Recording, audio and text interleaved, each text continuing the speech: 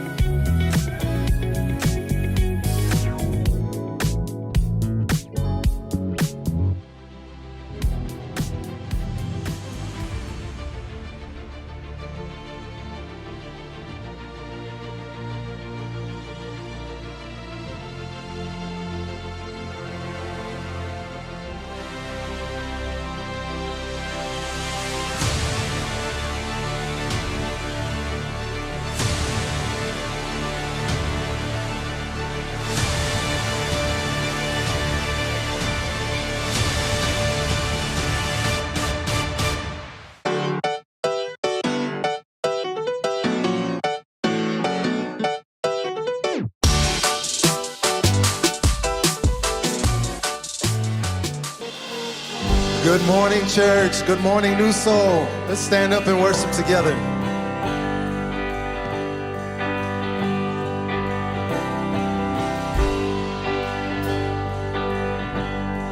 But it couldn't fill me. Man's empty praise and treasures that fade are never enough. Came along. Then you came along and put me back together,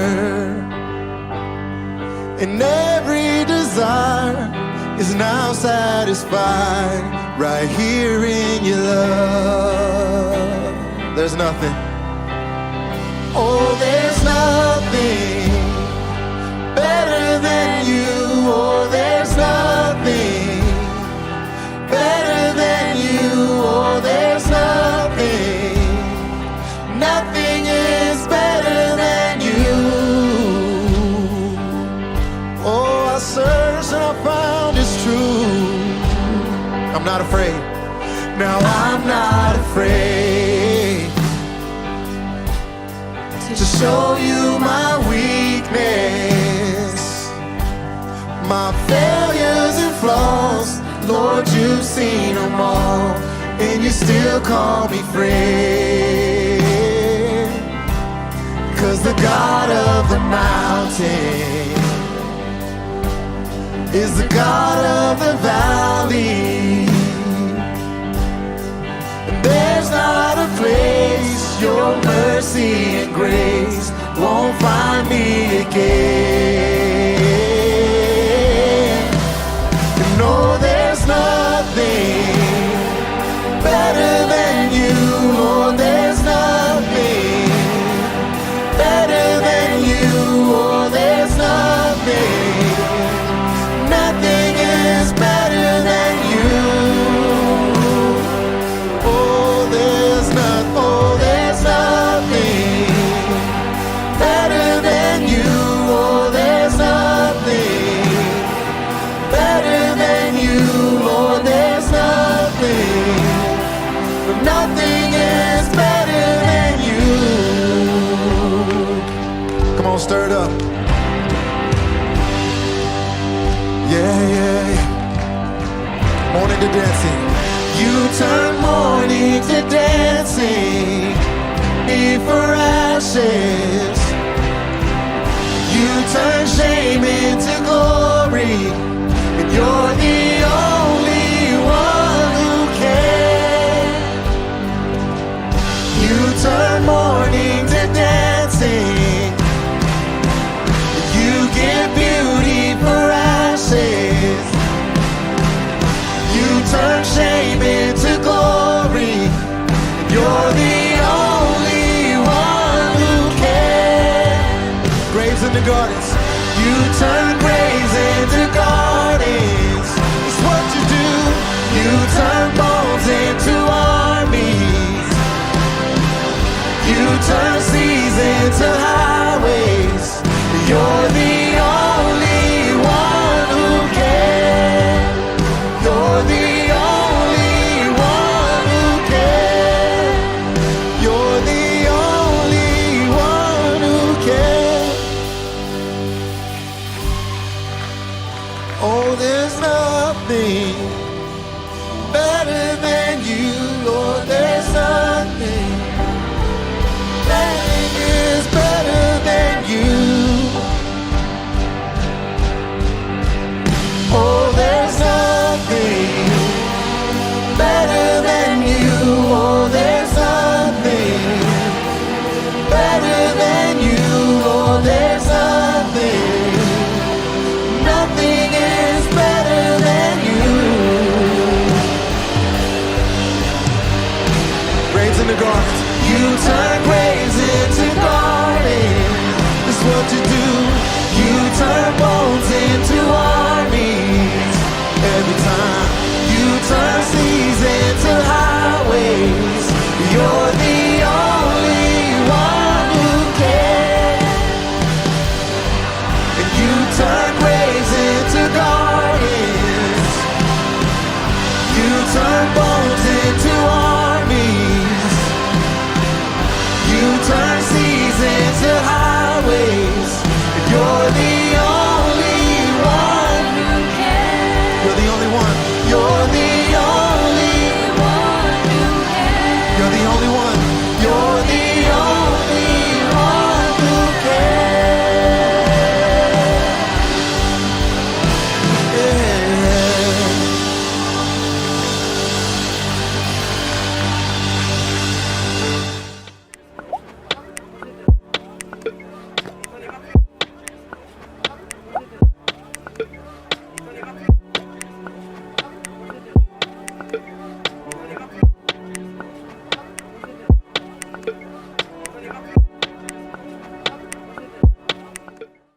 Together, we are creating a new future for the Valley because of your generosity.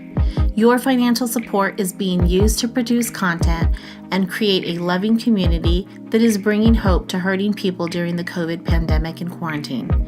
Your giving equips Newsoul Ribera with tools to provide access to our services and support for people who can only meet with us by phone. Because you give, the hungry are being fed, and we've launched a winter warmth campaign to protect people in the Valley from the cold this season. With your help, in 2021, we're not slowing down, but ramping up a campaign to expand our digital reach to help and inspire more kids, students, singles, families, and seniors. Your giving is making a difference in the community. 1 Timothy 6:17-19 says, "Don't be full of yourselves and obsessed with money, which is here today and gone tomorrow. Go after God, who piles on all the riches we could ever manage. Do good. Be rich in helping others. Be extravagantly generous. If you do that, you'll build a treasury that will last, gaining life that is truly life. We have quick and easy ways for you to give. Online, newsoulribera.com. By text BLESS to 94000. By app, download the Tithely app.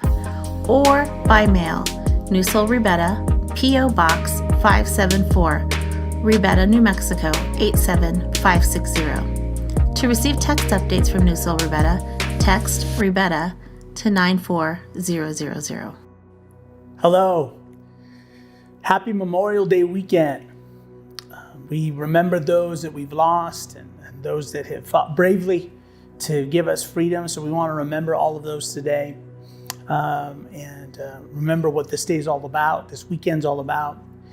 But for many of us, it's also the end of school and the beginning of summer.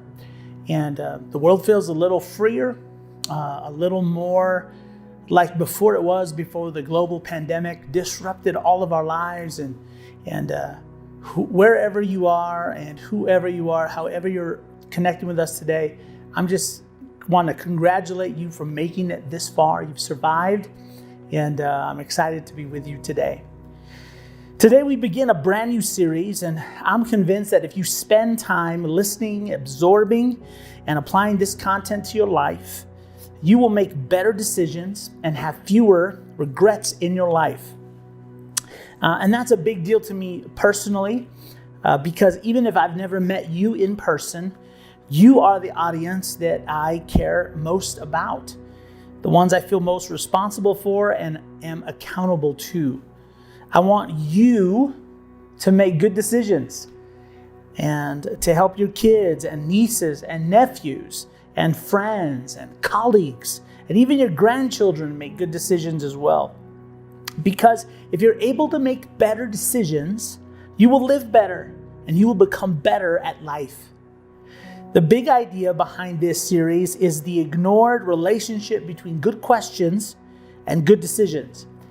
I want you to think about a bad decision that you've made. And it could be health or financial, maybe a relationship decision. Would you have made a better decision if you had better information? Maybe if you had known then what you know now, would you have made a better decision? Would you have chosen differently? How often have you made a decision you regret because you had bad information or not enough information? If you ask good questions, you get better information, which ultimately leads to better decisions. Good questions will help you make better decisions, and this will help you decide better and regret less. That's the name of the series that we're beginning today. This series will give you a set of questions to help you do just that. And these questions will help you every time you make a decision. If you will ask these questions, if you will answer honestly, and then act accordingly, you will decide better and you will regret less. We've had a couple funerals at Newsoul Ribera over the last few weeks, and when you attend a funeral, you get an opportunity to reflect on something that most of us resist, that all of us will have a final day someday. And when people attend your funeral one day, what do you want your loved ones and those closest to you to say about you? What if today was your last day? Would you have any regrets? Really? What would they say if your funeral was today? Really? Is there anything that you would change? Well, if there is, I have good news for you. That this series will give you a brand new opportunity to do something about it. If you begin today to make better decisions, you will make sure that your life is going in the direction that you want it to go. That your life will end up where you want it to be at the very end of your life. So this is important because the decisions you make today and from now on will impact your descendants that you will never even meet and will help determine the future of generations to come, because you're not the only person that is impacted by your decisions. Your decisions will help shape their story. Your fingerprints will be on someone else's future, your descendants and the people you're connected to. For example, many of you know that my father was abandoned by his father as a child. He grew up near Ribera in Sena, New Mexico, and he and his 6 brothers and sisters. My grandfather admitted my grandmother into the state mental hospital in Las Vegas, New Mexico, and ran off with one of the nurses there to begin a brand new family with her. My father spent years living with relatives, bouncing around from house to house, and even spent time in an orphanage. As you can imagine, he and his siblings felt rejected, hurt, and angry towards their father and their life and life itself, some of them even towards God. Many of my father's siblings carried all of that pain inside of them, and it resulted in influencing their own destructive life choices. And it brought pain and suffering to them and the people closest to them. When my dad decided to become a Jesus follower, he had to decide whether he was going to forgive his father or not. His father had not asked for forgiveness and wasn't likely to do so. He decided to go to his father, who was sick in the hospital at the time, and forgive him. It was one of the toughest decisions of his life, but he did it. He spent the next 40 years of his life loving his wife, raising his family, free of all that anger and bitterness. He created churches and was instrumental in transforming the lives of thousands of people. He helped save marriages and keep people from killing themselves. He helped addicts find freedom and developed leaders of other churches and schools and businesses.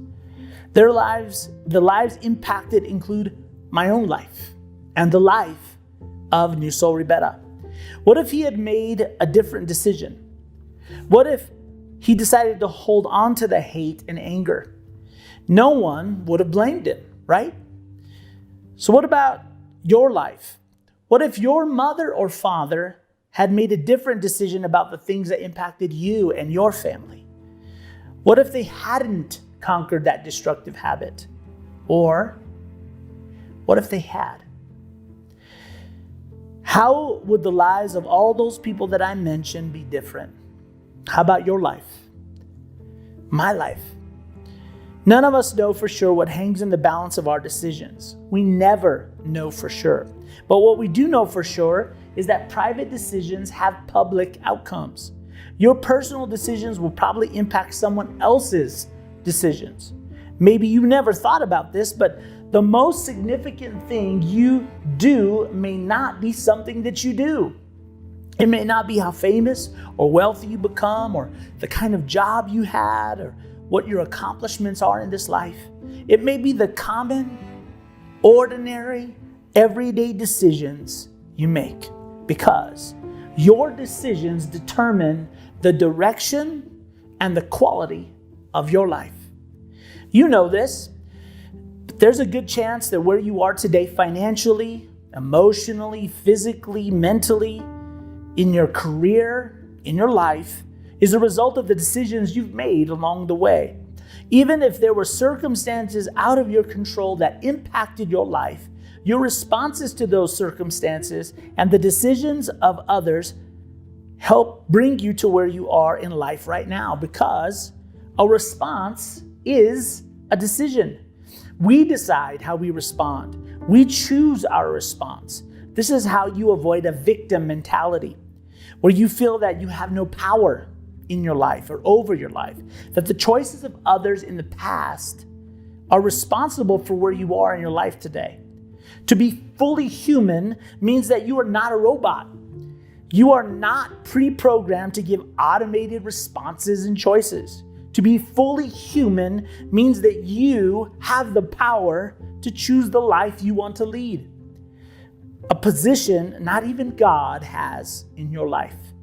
This is important because God will not decide for you, because He wants you to learn how to make good decisions. Part of what it means to live well is to learn how to make good decisions. This is not easy. It's not quick. And God will not do this for you. It's a gift He's decided to give to you. You are free to choose. You are free to decide. So how do you decide? How do you make your decisions? We all have a grid or a list of questions we use before we make any decision. Every decision. From getting out of bed, to what kind of food we eat, to who we marry, to what kind of job and career we choose. You may not have thought of them in this way, but they're might be subconscious, but they help inform your decisions. Yours might look like this. Under the surface of every decision, small to large, you ask yourself these questions. Will I enjoy this? Will this hurt me? Will it hurt someone else? Will anyone find out? What's my out if someone finds out? Yours might look like this, or it might be a little bit different. But in this series, I want to give you a few more questions that will help you get better information and ultimately help you make better decisions. Here's a saying I think would be very helpful for you to memorize as we begin this journey to better decisions. And it comes from the book of Proverbs. It's an ancient saying. It says, "The prudent see danger and take refuge, but the simple keep going and pay the penalty." The prudent, the wise, the shrewd see the danger coming and they do something about it. They prepare for it so they're protected. But the simple, the foolish, the immature, the naive, the proud keep going and pay the penalty. This is important because the easiest person to deceive is the person in the mirror. That's right. Think about the regrets you have in your life. Think about the bad decisions you made. You got a few of them in mind? Think about them for a minute. Think of those regrets you have. Do you know who was there for all of them? Who was the one who probably masterminded most of them? You. That's right. If you think about it, you have probably done more to undercut your success, your peace of mind, and your joy in life than anyone else on the planet. I know this because I'm just like you. Every regret I have came from a terrible choice and decision I made. I thought up the plan. I executed it to perfection. I had to suffer the pain from it too. So think about it. After your bad decision and looking back, don't you say, "What was I thinking?"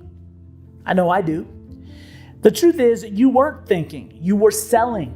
That's right. There's a little sales associate that lives in your head and in my head that has sold you and I on every bad decision we've ever made.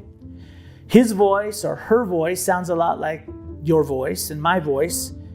And when you're going to make a bad decision, that little sales associate starts selling you on how it's not just a want you have, but that it's a need. And that you need it now.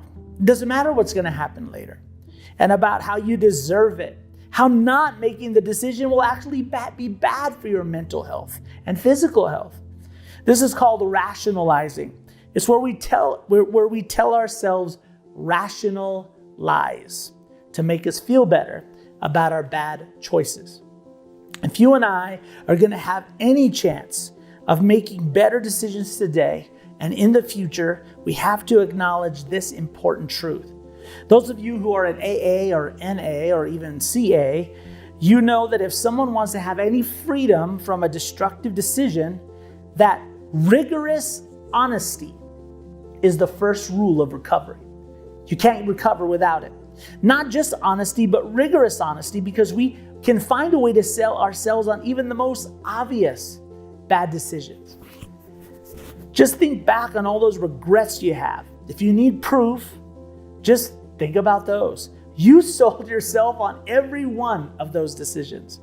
In our culture, we have made positive self-esteem one of the most important values in life.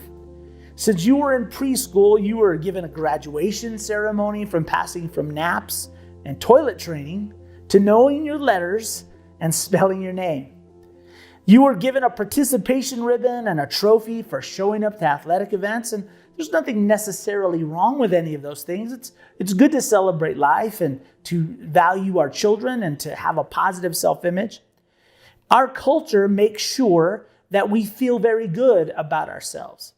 But if you're going to make better decisions, you need to begin with rigorous honesty, which means that you tell yourself the truth, even if the truth makes you feel bad about yourself. There are just some times that feeling bad about yourself is just good common sense, because you'll never get to where you need to be until you acknowledge where you actually are. Ask anyone who's lost weight, gotten lost on a trip, got out of debt, or had to make big life changes because of their health.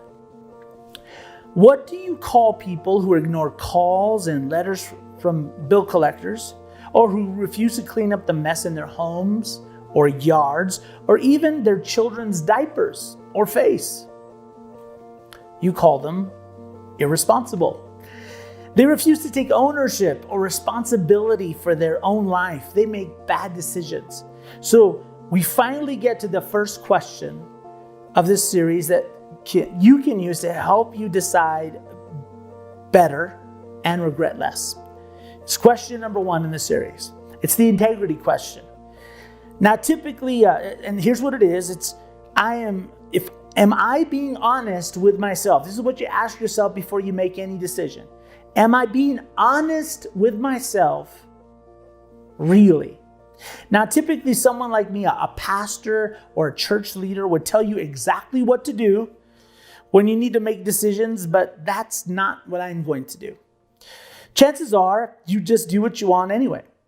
You always have, right? So I'm not going to tell you to be honest with yourself and then go do the right thing. Instead, I want you to be honest with yourself and deal with what to do with that information later. You owe it to yourself to at least be honest with yourself. We add the really part in this question because we tell ourselves rational lies, don't we? Even when the truth is right in our face, how do we respond? Come on, think about the regrets in your life. We say, oh, we're okay, or nothing's going to happen, or it's no big deal, or who am I hurting, or no one will ever find out. We start selling ourselves on a bad decision. So from now on, to make better decisions and have fewer regrets, as soon as you start selling you on anything, you should hit pause. You should just pause. I'm not asking you to stop forever, but just pause for a moment and think about that sales associate and the sales job he or she is doing in your mind, because we rarely have to sell ourselves on a good idea, right? If it's a good idea, it sort of sells itself. You normally don't have to talk yourself into eating more veggies or going for a walk a few times a week or drinking more water. When your doctor suggests these things, we normally don't argue with them and want more proof or data or research citations from a medical journal. We don't tell him that they're bad ideas. So it seems like we should, and so we got this part, right? Just make better decisions and be honest with ourselves. Well, it would seem like we could just end right here because it's pretty obvious what we should do. But we don't do it, do we? We know the good decision we should make, but we choose something else instead. It seems like we can't hear, or we refuse to hear good information or wise counsel that will help us decide better and regret less. If we did, we'd all be out of debt and eat more veggies than sugar. Our relationships, careers, and our lives would be better. You knew the decision you should have made. Come on. Why didn't you make it? It's like there's something wrong with us. There's something wrong with you, something wrong with me. So, what's wrong with us? We all suffer from confirmation bias. This is when you seek information that supports your opinion and rejects or ignores any conflicting data. Once you have made a decision, made your mind up about anything, your brain goes to work finding all the reasons to confirm why your decision is a good one, even if it isn't.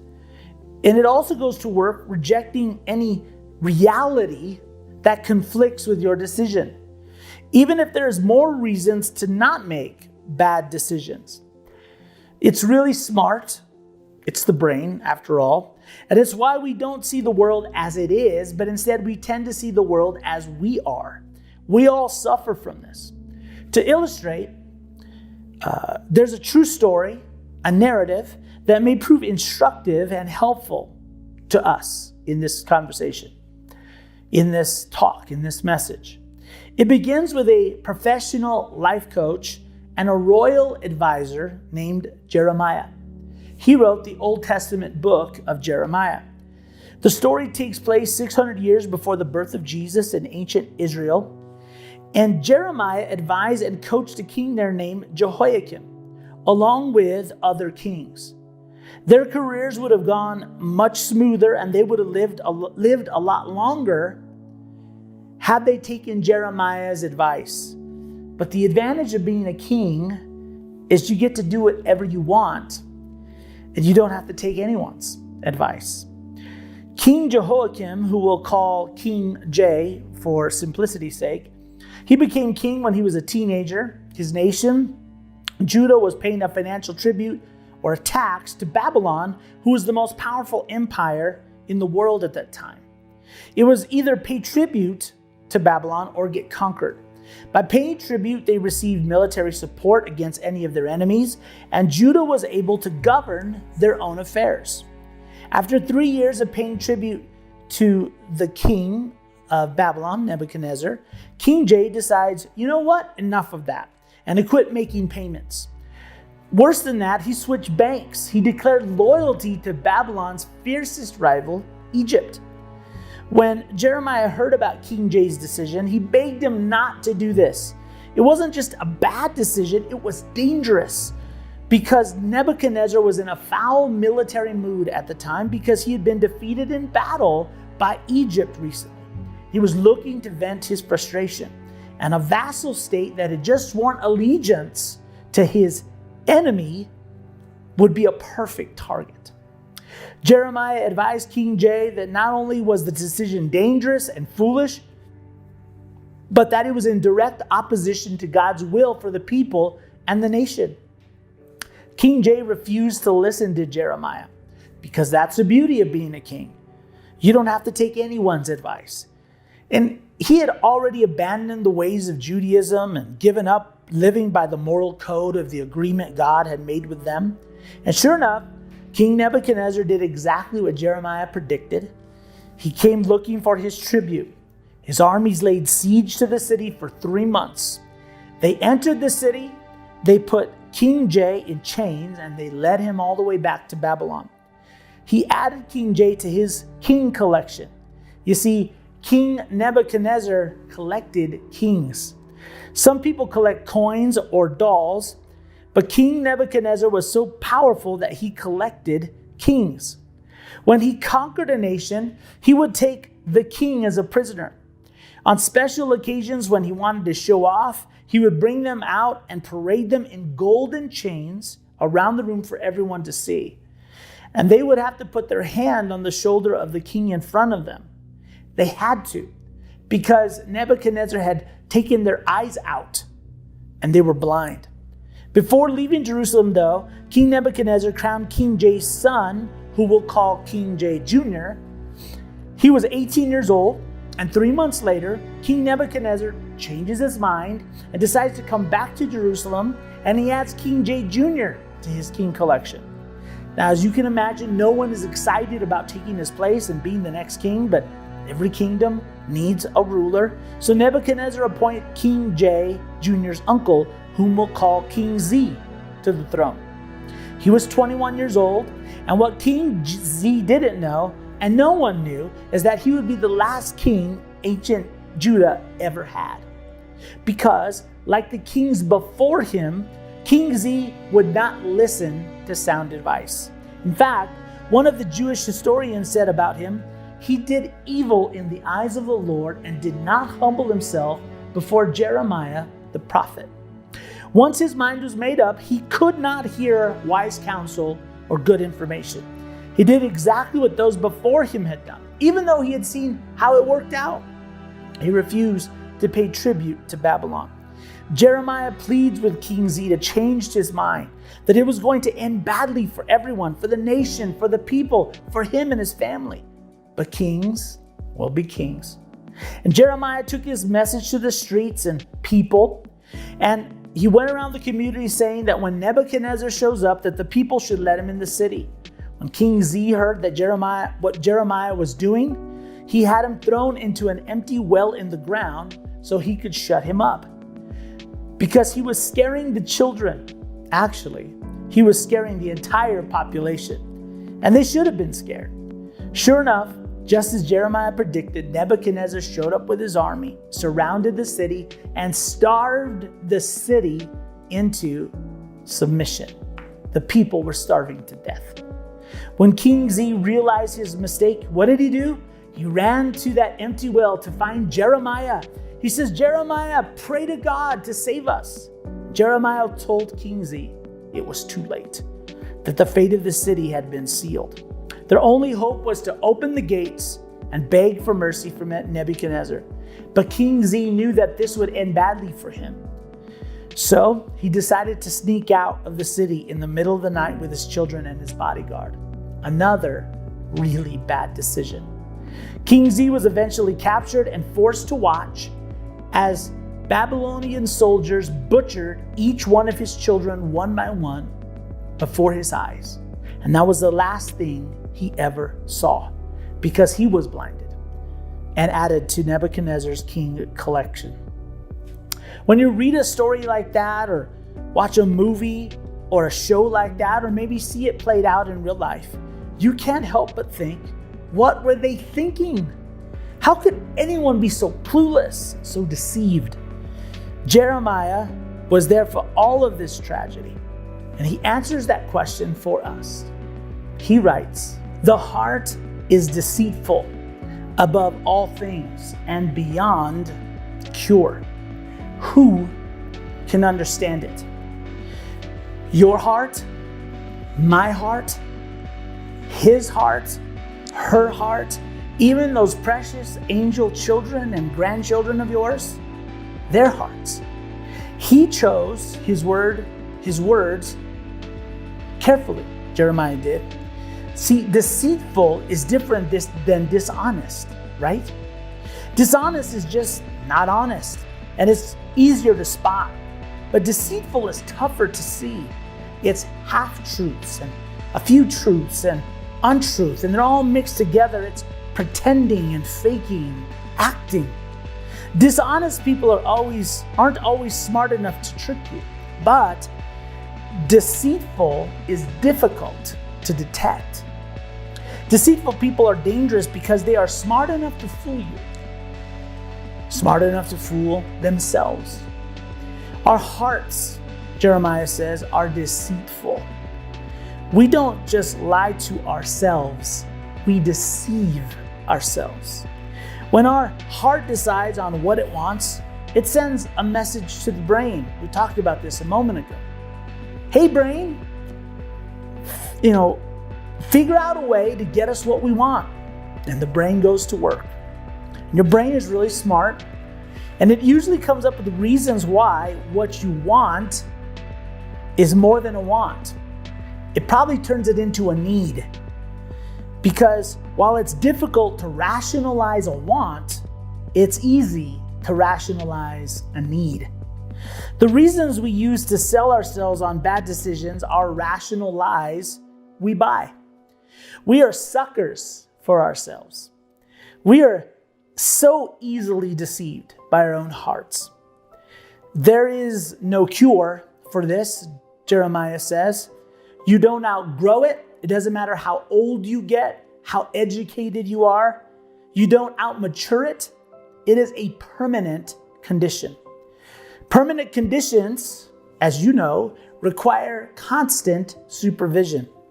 It's why no matter how old you are, how much you know, what kind of job you have, what your title is, how much money you make, how well you were parented, how much you pray or go to church, how much you worship, how much willpower you have, how much education you have, you still don't understand why you continue to make bad decisions. It's why you say, I don't understand why I decided what I decided. This is why you do what you tell others not to do. It's why you don't even follow your own advice. It's because your heart never tells you the truth. It deceives you.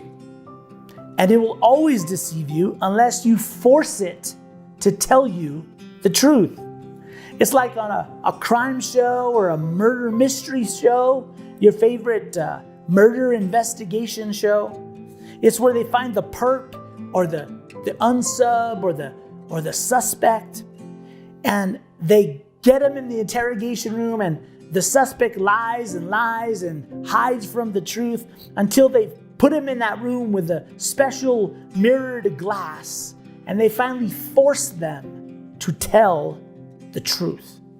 So, in the same way, when you are making decisions, you must ask yourself this question and force yourself to tell the truth.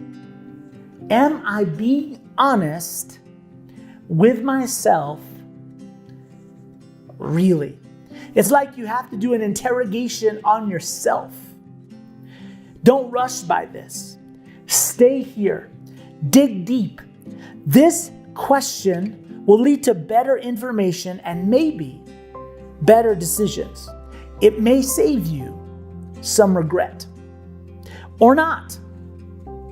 Maybe you just answer this question and do what you're going to do anyway. Just think, you owe it to yourself to know, even if it points you in a direction that you don't intend to go. We talked about this before. Even if you don't change your mind, at least, I plead with you, at least ask this question of yourself and be honest with yourself. Find out, am I telling myself the truth or am I selling myself a regret? It's going to be one of those, and you owe it to yourself to find out which. So, from this point on, you need to make the integrity decision, which says simply, I will not lie to myself, even when the truth makes me feel bad about myself. This will help you live better and make you better at life. Don't miss next time, where we'll continue with part 2 of Decide Better, Regret Less.